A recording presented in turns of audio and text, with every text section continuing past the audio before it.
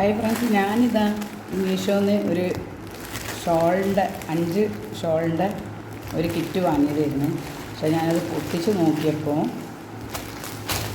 ഇത് കണ്ടോ, പറ്റ അബദ്ധമാണ് ഷോള്.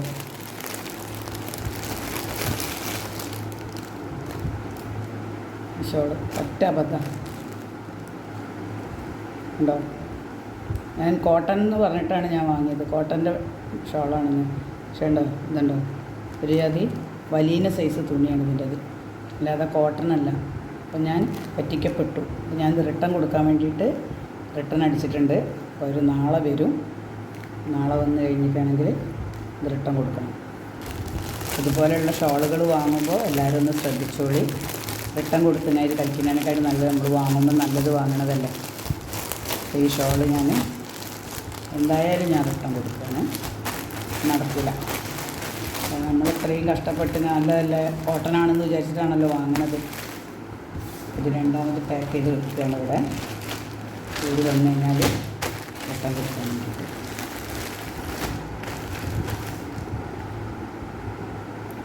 ഇതിന് വില എന്ന് പറയാൻ വെച്ചിട്ടാണ് 223 ഉറുപ്പ്യാണ് ഇതിൻ്റെ വില പറയണത്. എന്താ 223, അത് കണ്ടില്ലേ. അപ്പോൾ ഈ 5 പീസിനാണ് 223 പറഞ്ഞത്. നമുക്കിപ്പോൾ ഈ 5 പീസ് 223 വാങ്ങിയിട്ട് ഇക്വാലിറ്റിയിലുള്ളതാണെന്നുണ്ടെങ്കിൽ നമുക്ക് വാങ്ങിയിട്ടൊരു കാര്യമില്ലല്ലോ. അപ്പോൾ ഞാൻ എന്തായാലും റിട്ടേൺ അടിച്ച് പിന്നെ മെസ്സേജ് ഇട്ട് കഴിഞ്ഞ് ഇത് കൊടുക്കല്ലാണ്ട് നിർത്തില്ല. ഓക്കെ.